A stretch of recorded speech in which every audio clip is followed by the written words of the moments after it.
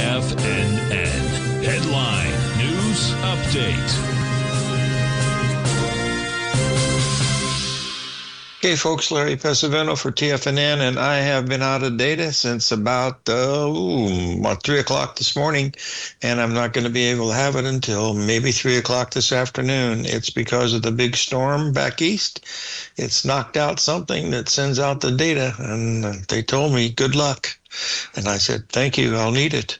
Anyway, we're going to take a look now. This is a long-term picture that I've been talking about for quite some time. There was your March 9th low, and here's a pattern that we see going up here. That's that wedge pattern that we've seen more and more all the time, and I've showed it so many times.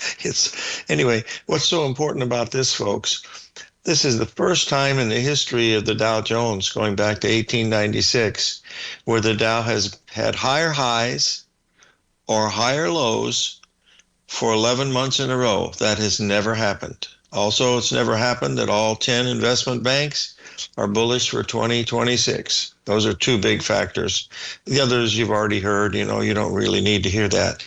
Because I'm not able to show any Ensign charts today, I basically wanted to remind you of the things that I sent out. We had a really big pattern of 382 in the wheat market up there at 579 on the long-term weekly.